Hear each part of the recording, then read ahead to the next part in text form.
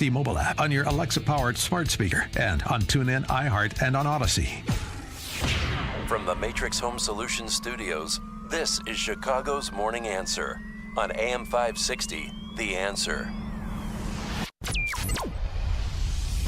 This is Chicago's Morning Answer Merry Christmas. on AM 560. Ho, ho, ho. The Answer. Top of the morning, Dan and Amy. Gerard Baker writing in the Wall Street Journal about 2022 lessons to be learned. He writes, if we can draw any lesson about the direction of Western politics in 2022, it's that voters haven't decided to re-embrace the failing governing classes. They have simply rejected the chaotic buffoonery and malignant narcissism of some of their recent champions. Haven't decided to re-embrace the failing governing classes. Golly, why would they not want to re-embrace the failing governing classes? Well, let me count the ways. Here are three principles of the current regime, starting with Mr. 10%, the big guy, President Biden. This video unearthed from a November 4th campaign rally where Joe Biden is asked by ostensibly an Iranian American or an Iranian reporter, I'm not sure which, about the Iran nuclear deal. Is it going to happen? She didn't want him to do it. And he announced that I'm not going to announce what I'm about to tell you. President Biden, would you please announce that JCPOA is dead?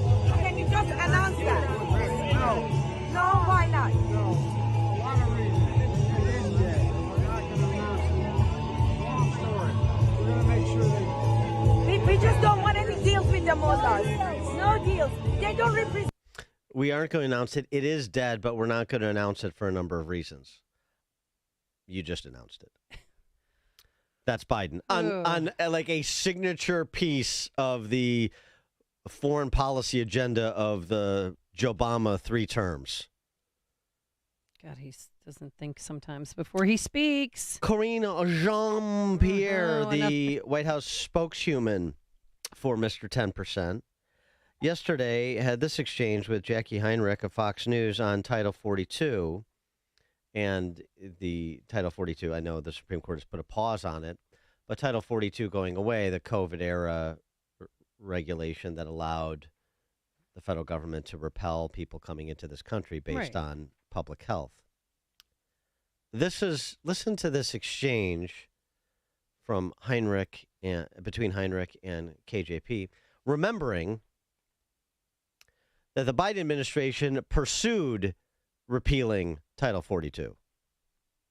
If you're saying that Republicans aren't doing the work to get this done, and then you have someone like Joe Manchin saying, well, the president has the ability to ask for an extension, he should be asking for an extension because we're at this point where you've got a deadline and a crisis. Is that within the president's authority to do that? So look, we remained under a court order to lift Title 42. That is a court order. That is a court order that is telling us to lift Title 42, and we're going to comply because we follow the rule of law. But the administration sought to lift but it is a court order. But that started by you guys. It was a court order that has been provided to us, and so now we have to comply, and we have to comply by December 21st. It is a law that has been put forth. What I'm saying is that it is a court order that has been presented to us that we are going to comply with. Do you know what a court order is? By the way, it's not a law; it's a court order. Number one. Number two. The point Jackie Heinrich was making: you sought the court order, and now you're pretending that you're beholden to the court order that you sought. You didn't have to seek it, and you could withdraw pursuing it. It's a court order. Our hands are tied. Oh, my gosh, is she dumb? I mean, she's just so dumb. Come on. So in over her head, and it's not getting any better. It's not even a close call. Speaking of those adjectives, Kamala Harris on NPR's All Things Considered. So we got Joe Biden announcing he's not going to announce the Iranian nuclear deal is dead. We got KJB pretending that the court order on Title 42 is not something the administration sought.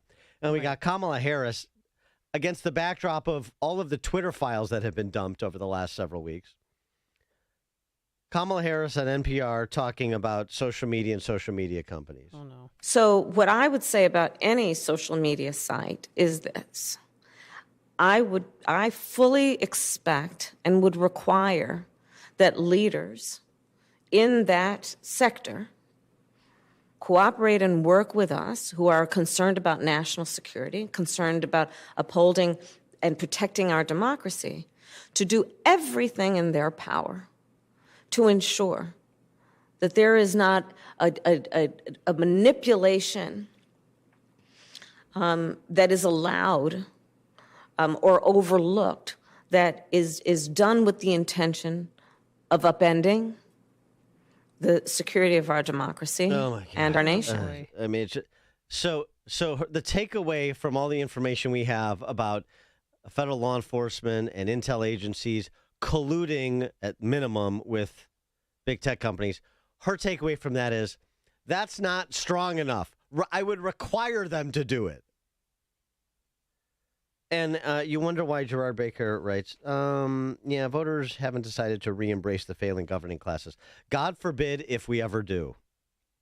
For more on this, we're pleased to be joined by the aforesaid Gerard Baker, editor-at-large, Wall Street Journal. Gerard, thanks for joining us. Appreciate it. Thank you very much indeed. Thanks for having me. Yeah, so you can understand why people are feeling like they're searching in the dark for competence from their government. Yeah, that was like listening to a performance called Dumb, Dumber, and Dumberer, wasn't it? Really? I mean, I don't know how you get.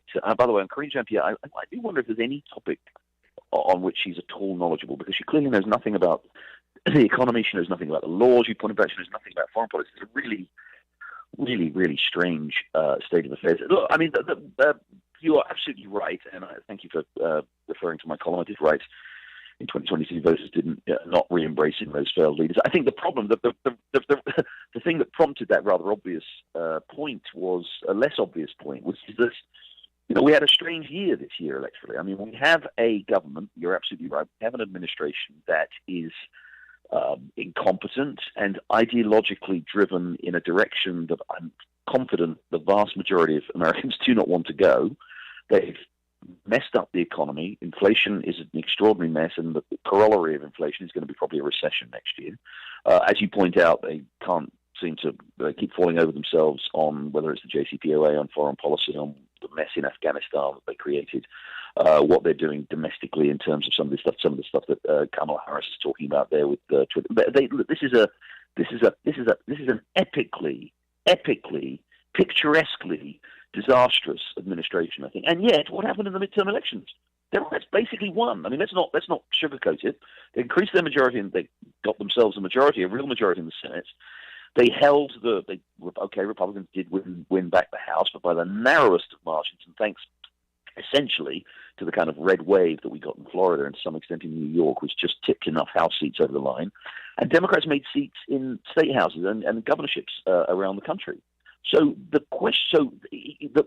worry is that people that certainly, and it certainly seems to be the lesson that Joe Biden and his crowd seem to be absorbing, which is that, hey, we can kind of just do anything here, really. I mean, people think we're doing a great job. It's because, never before has not since John F. Kennedy has a Democrat done so well an incumbent president done so well, an incumbent Democratic president done so well in midterm elections. So I think that, the lessons that have to be drawn are this is not the American people are not voting to affirm and to endorse these failed policies. They're voting, unfortunately, for Democrats in greater numbers than one would have expected, because the alternative has not been very attractive. And that's why my reference to chaotic buffoonery and malignant narcissism. That's the problem. So, I think I'm hopeful that the Republicans have come through the last year, have learned the lessons correctly, and now, as we face another year or two of a disastrous administration, with Democrats controlling the Senate and being able to do more in the Senate than they've been able to do in the last year, I think people will start to see just how bad things are. With respect to Zelensky talking a little bit more about foreign policy, with Zelensky coming to address a joint session of Congress and pick up his $45 billion check, how much how do you look at the Russian invasion of Ukraine and the West's response in terms of the impact on geopolitical stability in 2022? How much does that inform America's standing in the world, the response to Putin? So I think, look, I know a lot of people are unhappy about this, and they don't like the fact that the United States has been funneling large amounts of military aid and financial aid to Ukraine. And by the way, I think it's outrageous that the United States is doing that heavy lifting, and Europeans who have just basically given up any notion. I think something else I wrote in my column this week is that the Europeans maybe have finally woken up from their ridiculous dream that they could live in a kumbaya world where nobody goes to war with anybody else. It's ridiculous that the United States is providing the vast bulk of the support for Ukraine. The Europeans should be providing much more. That said, I actually do think this is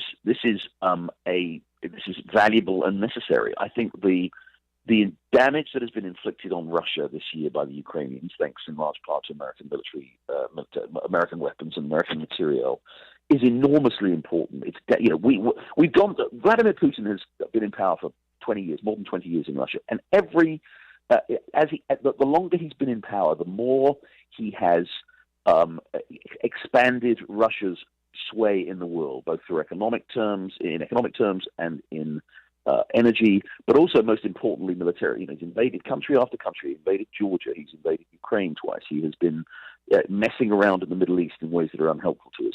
The damage that the Ukrainian people, again with primarily American assistance, have been able to inflict on Russia, the pushback against that expansionism, that revanchism of Vladimir Putin, that is one of the, a terrible thing to say because so many people have died. It's such it's a tragedy that wars happen ever, but this one in particular. But the strategic advantage that has given the United States in the world is incalculable. So it's a cynical thing to say, but for whatever it turns out to be, $100 billion of aid that we may end up giving Ukraine, or maybe even more than that, that represents extraordinarily good value because of the strategic advantage that it has given the United States over one of the two most important strategic adversaries that the United States faces.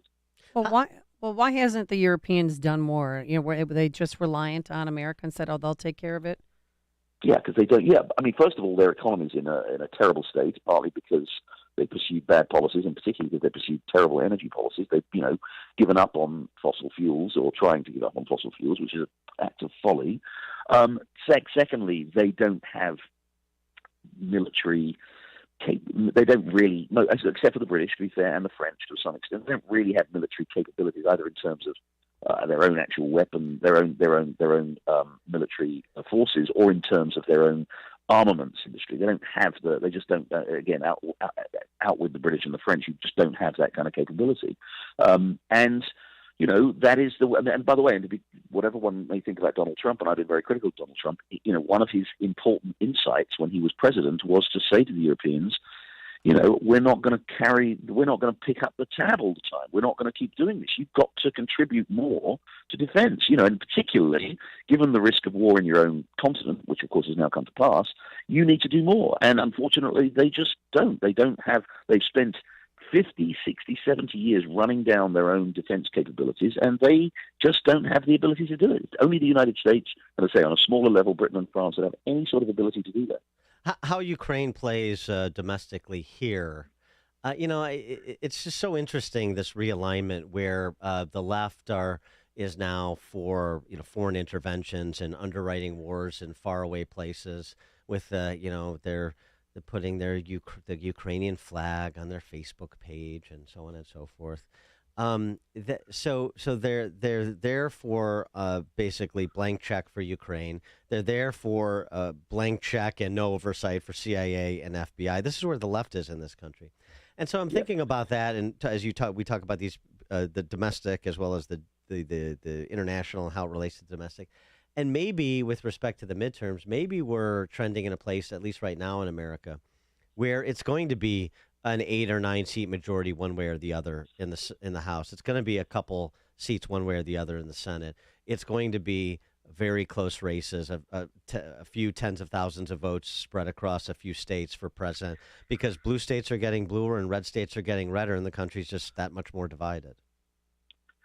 Yeah, that's possible. Although, actually, I think the Republicans, again, if they hadn't picked bad candidates and pursued this,